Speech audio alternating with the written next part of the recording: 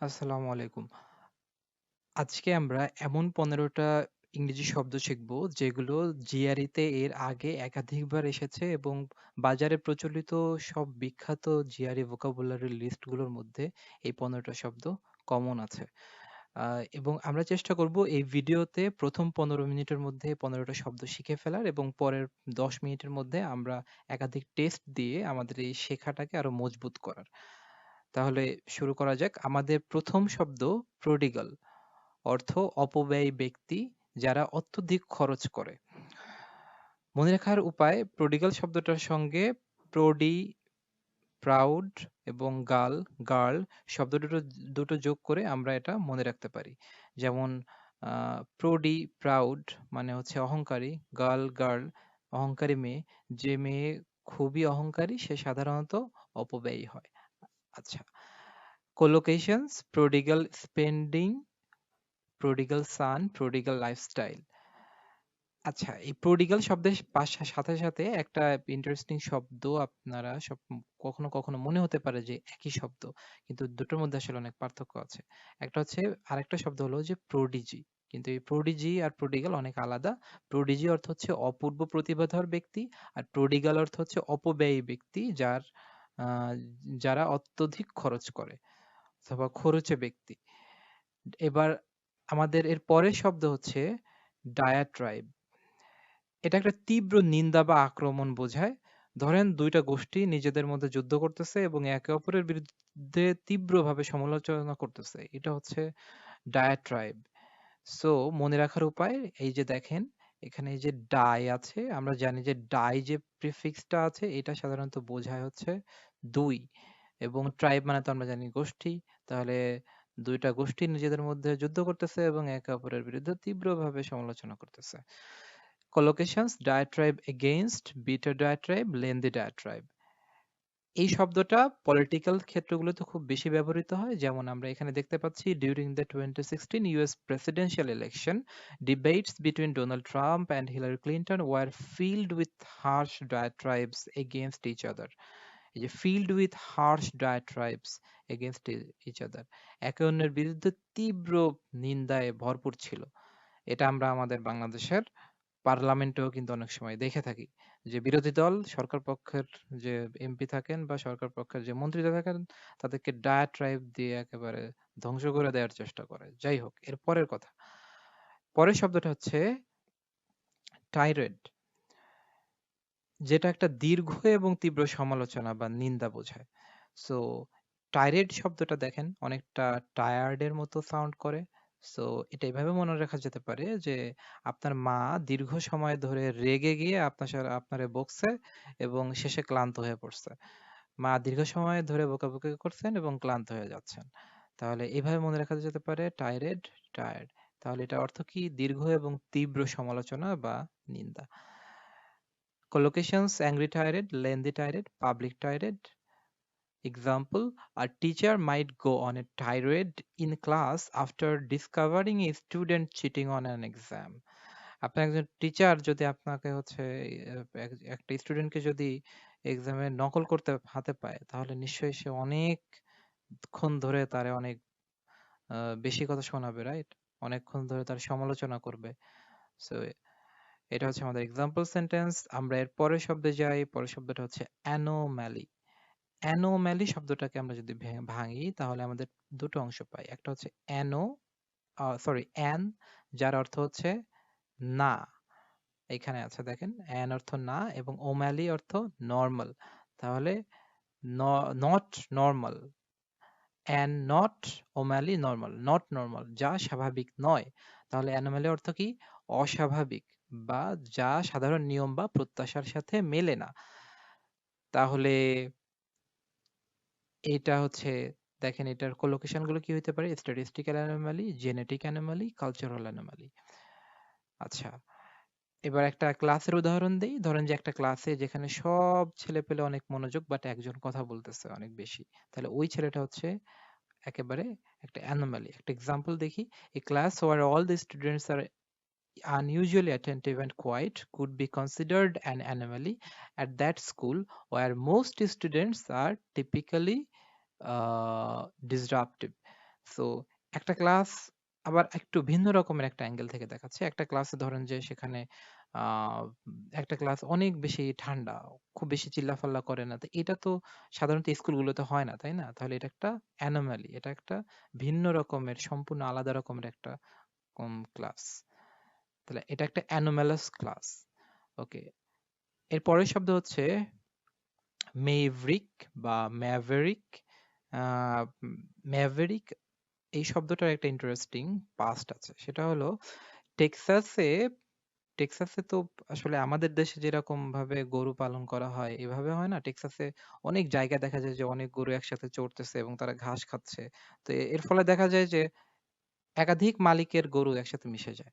তো তখন যেটা করা হইতো আগে, এখনো করা হয় কিনা আমি জানি না, যে গরুগুলোর গায়ে দাগ দাগ দিয়ে দেওয়া হইতো এবং এই দাগ দিয়ে ওই গরুর মালিক কোন মালিকের এটা চেনা যেত।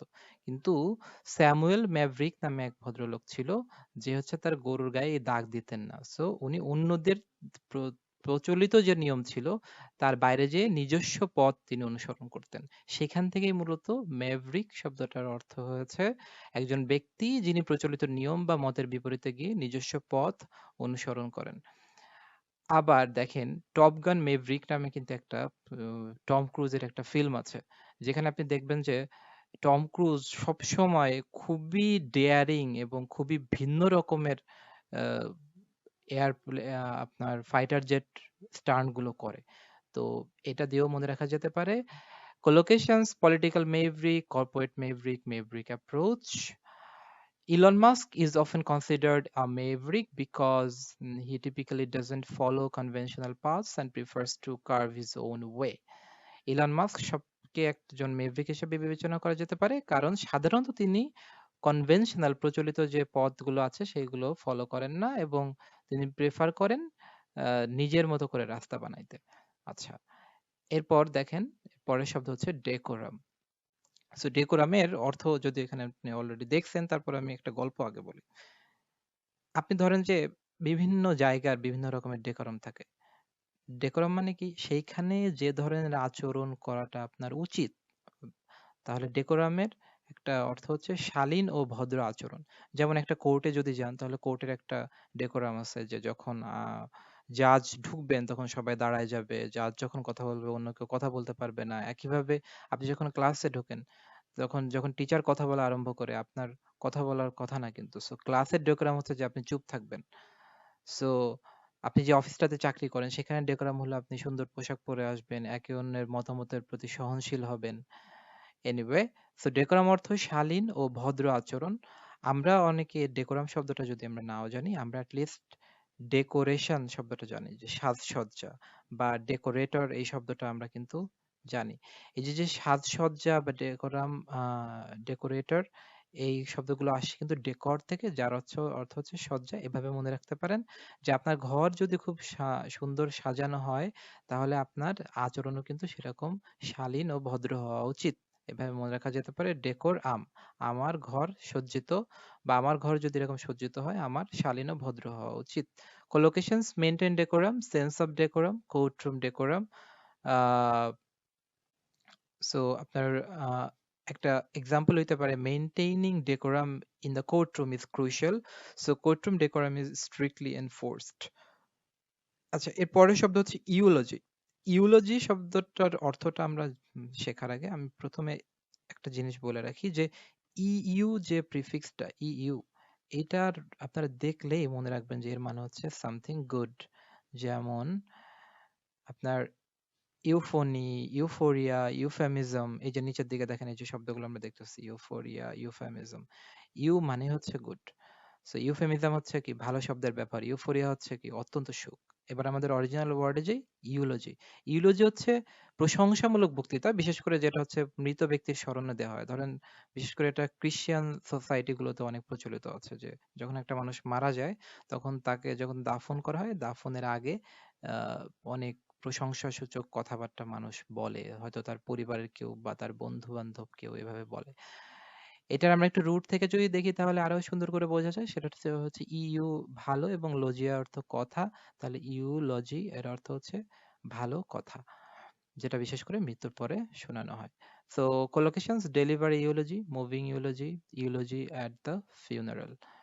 After the grandfather, একটা example, after the grandfather's death, uh, a eulogy was delivered in his honor, praising the life he had lived.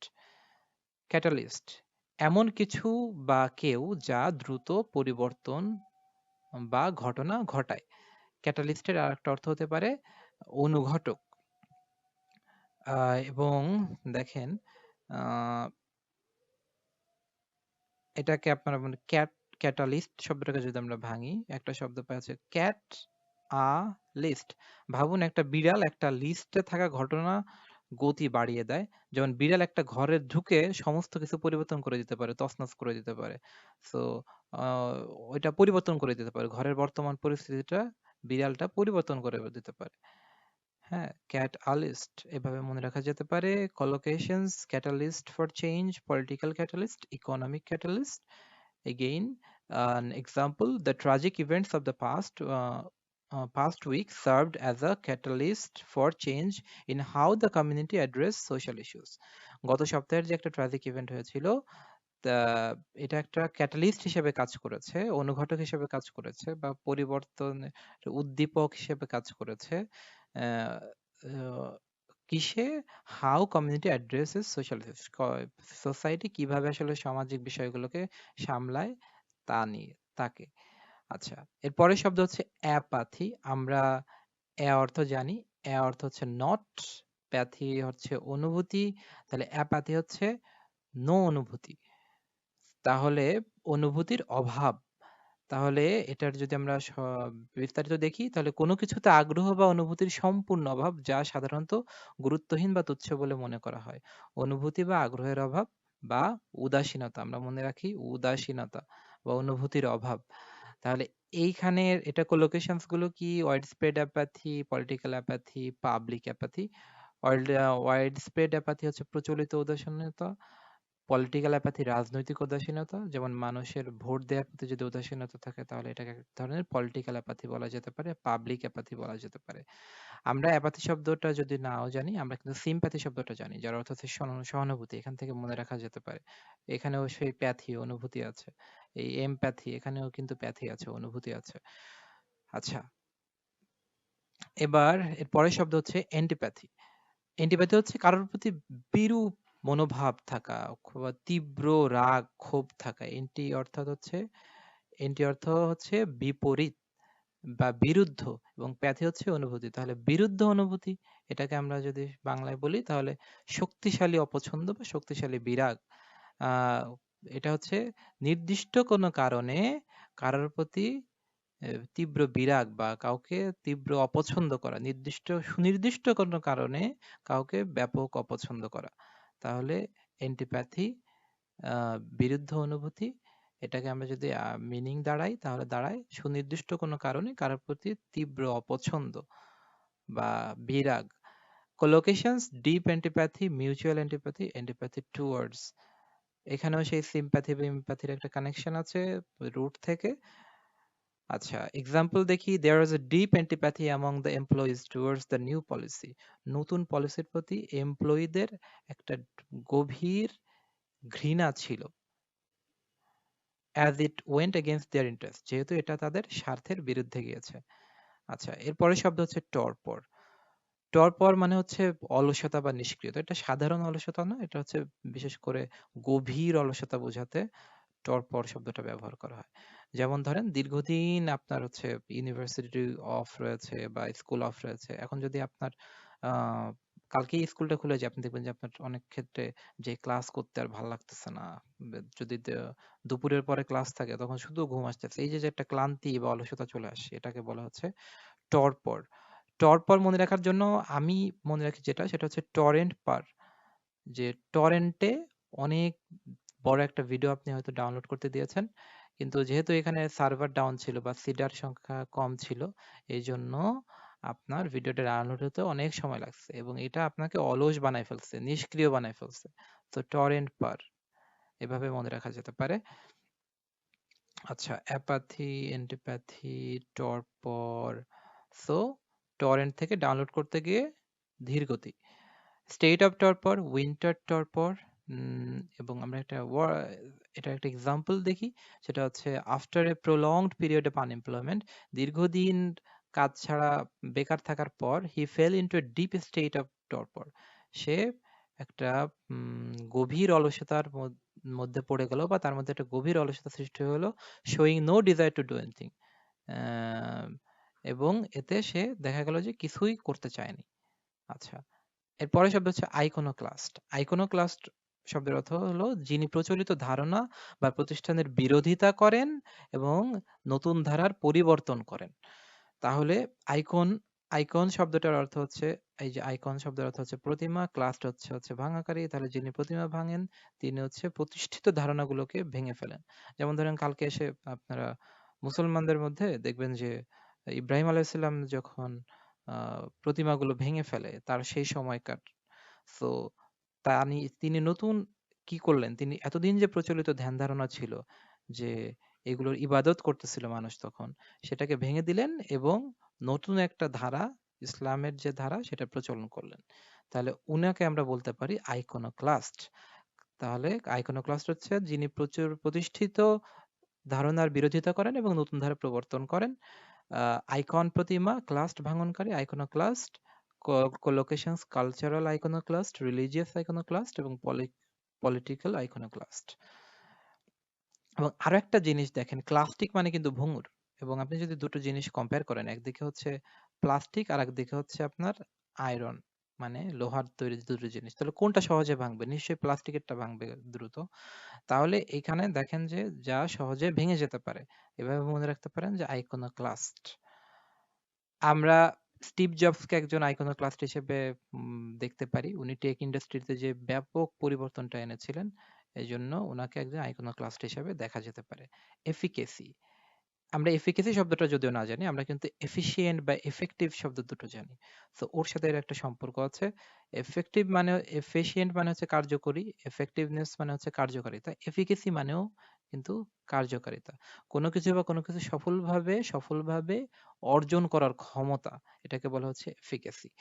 যেমন ধরেন যে করোনার যখন ভ্যাকসিন আসলো তখন কিন্তু মানুষ ভ্যাকসিন এফিকেসি নিয়ে কথা বলেছে, প্রুভেন এফিকেসি নিয়ে কথা বলেছে, যে এর কোনো প্রুভেন এফিকাসি নেই, প্রমাণিত কোনো কার্যকারিতা নেই, এফিকাসি অফ ট্রিটমেন্ট বললে মানুষ বলে। আচ্ছা, আমরা একটা দেখি, sentence, the efficacy of the new vaccine has been proven. নতুন যে ভ্যাকসিন আসছে সেটার হচ্ছে কার্যকারিতা প্রমাণিত হয়েছে, and it is successful or successfully working against the corona virus, এবং এটা সাকসেসফুলি সফলতার সাথে করোনা ভাইরাসের এগেইনস্টে কাজ করছে। যদিও আমরা রিসেন্টলি আসলে এর বিপরীত ধারণাটাই আসলে পেয়েছি, তারপরও it's just a sentence. So এটা আমরা তাহলে ঘুরাই বলতে পারি, the efficacy of the new vaccine has not been proven yet against corona virus. Okay, এর পরের শব্দ হচ্ছে ক্যাকোফোনি। ক্যাকোফোনি মানে হচ্ছে তীব্র, তীক্ষ্ণ উম, আহ, আওয়াজ, যেটা শুনতে খুবই অস্বস্তিকর, বেসুরো শব্দের মিশ্রণ, কর্কশ শব্দ। তাহলে দেখেন, ক্যাকোফোনি, ফোনি মানে হচ্ছে আওয়াজ বা শব্দ, ক্যাককে আপনারা মনে করতে পারেন কাক, তো কাকের যে শব্দ সেটা হচ্ছে তীক্ষ্ণ এবং কর্কশ। তাহলে তীক্ষ্ণ এবং কর্কশ এবং অস্বস্তিকর শব্দ, অস্বস্তিদায়ক শব্দ। আচ্ছা, এই যে দেখেন যে শহরের ব্যস্ত রাস্তায় গাড়ির হর্ন এবং মানুষের কোলাহল সম্মিলিত সম্মিলিত যে ধ্বনি, এটা হচ্ছে একটা ক্যাকোফোনি। ওকে, এবার এটার কিছু কোলোকেশনস দেখেন, cacophony of sounds, urban cacophony, cacophony of voices. আচ্ছা, এর একটা অ্যান্টোনিম হচ্ছে সিম্ফনি। সিম্ফনি বাংলাদেশে খুব বিখ্যাত একটা ফোন ব্র্যান্ড ছিল একসময়, এখন যদিও এর পপুলারিটি কমে গেছে। সিম্ফনি মানে হচ্ছে সুর, সুরের মিলন, ঠিক আর উল্টোটা হচ্ছে ক্যাকোফোনি। আচ্ছা, এর পরের শব্দ দেখেন ডেফারেন্স। ডেফারেন্স শব্দটা অনেক দেখবেন যে রেভারেন্স শব্দের সাথে মিলে। রেভারেন্স মানে হচ্ছে সম্মান করা বা শ্রদ্ধা করা। সো কারো প্রতি শ্রদ্ধা প্রদর্শনের জন্য বিনয়ীভাবে তাদের মতামত বা সিদ্ধান্তকে সম্মান করাকেই বলা হচ্ছে ডিফারেন্স। যেমন ধরেন আপনি জার্মানিতে একটা ইউনিভার্সিটিতে অ্যাপ্লাই করলেন, কিন্তু আপনি এই সেশনটাতে যেতে পারলেন না। তো সেক্ষেত্রে জার্মানি যেটা করে, ওই ইউনিভার্সিটি যেটা করে, আপনি যদি চান আপনার সম্মানের প্রতি, আপনার সিদ্ধান্তের প্রতি সম্মান দেখিয়ে তারা আপনাকে এই সেমিস্টারে আপনি যদি নাও যান, পরের সেমিস্টারে আপনাকে ডিফার করে দেবে, মানে পরের সেমিস্টারে আপনাকে ভর্তি করার সুযোগ করে দিবে। তো এটাও এক ধরনের কিন্তু সম্মান প্রদর্শন করে তাদের মতামতের প্রতি, আপনার মতামতের প্রতি সম্মান প্রদর্শন করলো, রাইট? তো এভাবে মনে রাখা যেতে পারে। তার মানে এর শেষে মানে দাঁড়াচ্ছে হচ্ছে সম্মানজনক বা বিনয়ী আচরণ, ডিফারেন্স। খুলনাতে যাদের বাসা, আপনারা হয়তো একটা স্কুলের নাম জানেন, reverend Paul's high school.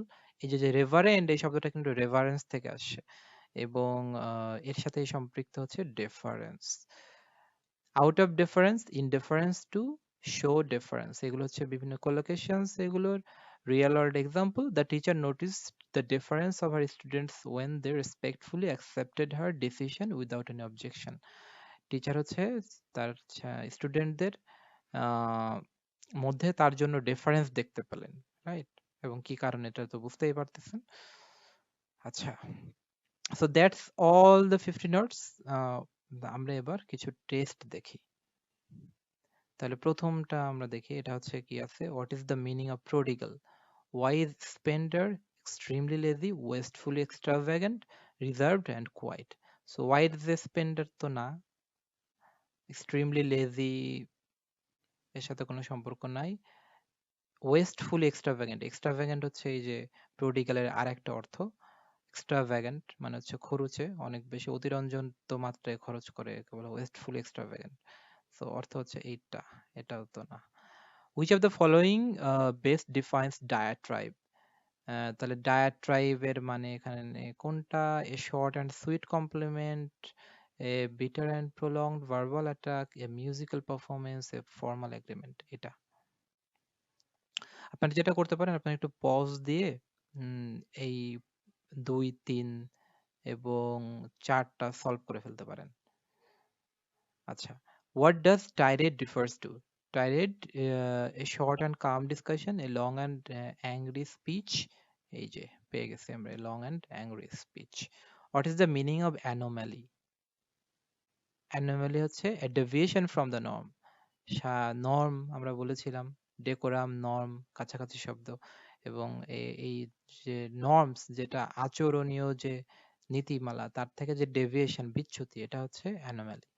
Which of the following describes a maverick? এই নিচের কোন উম, ব্যক্তিকে আমরা মেভরিক বলতে পারি? A person who conforms to rules, যে হচ্ছে নিয়ম মেনে চলে, conforms to rules, or a person who follows traditional paths, a person who is independent and unconventional, a person who dislike changes? Actually হবে হচ্ছে এইটা। এরপর আসতেছে ডেকোরাম। আপনারা এটা একটু পজ দিয়ে সলভ করে ফেলেন। ডেকোরাম হচ্ছে refers to proper behavior and conduct. What is eulogy? Speech praising someone who has passed away. Passed away মানে হচ্ছে মৃত্যুবরণ করা। So এটা, which of the following is a catalyst? Something that delays progress? No. Something that initiates change or action? Yes. B. What does apathy means? একটু pause দিয়ে দেখেন, এই দুটো সব মিলায় নেন। Apathy means lack of emotion or interest. Which of the following best defines antipathy? Okay, strong dislike or aversion. আচ্ছা, এবার আমরা fill in the blanks গুলো করে ফেলি। এখানে পজ দিয়ে এই 5টা fill in the blanks করে ফেলেন। এরপরে আমি মিনিং গুলো, অর্থগুলো এক এক করে রিভিল করছি। The CEO's sudden outburst was the lengthy and bitter dash against the company's critique. So, the CEO's sudden outburst was a lengthy and bitter tirade against the company's critiques. Then, the dash of the new policy among the employees was evident as many openly opposed it. তাহলে এটা হতে পারে এন্টিপ্যাথি। হ্যাঁ, এন্টিপ্যাথি। After a long period of unemployment, he fell into a deep state of dash, showing no desire to do anything. So it's torpor.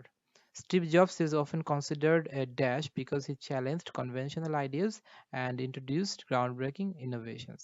তাহলে যারা হচ্ছে challenge conventional আইডিয়াকে challenge করে এবং নতুন কোন আইডিয়া সূচনা করে তাদেরকে আমরা কি বলি আইকনোক্লাস্ট ও সরি মেভরিক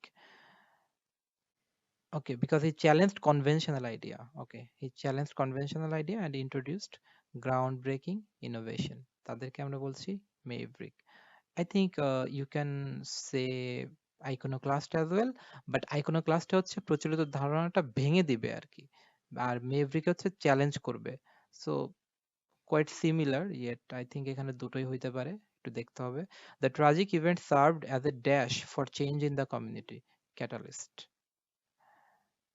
ওকে এখানে আছে হচ্ছে ম্যাচিং পজ দিয়ে ম্যাচিং গুলো করে নিতে হবে আচ্ছা decorum proper behaviour and conduct prodigal wastefully extravagant okay এটা হচ্ছে বি এটা হচ্ছে এ সরি বি না এটা হবে হচ্ছে সি ইউলজি হচ্ছে স্পিচ প্রেজিং অ্যান্ড ডি হবে হচ্ছে diatribe bitter and prolonged verbal attack d anomaly হচ্ছে deviation from the norms e part 4 আমরা দেখি সেন্টেন্স কমপ্লিশন এখানে উত্তর নিচেই দেওয়া আছে একটু সলভ করে ফেলেন cacophony diatribe anomaly okay the noisy street was filled with a cacophony of sounds making it hard to concentrate the professor's speech was filled with diatribe criticizing the new government policies the scientist noticed an anomaly in the idea. The ceremony was conducted with great dash, ensuring that all traditions were respected.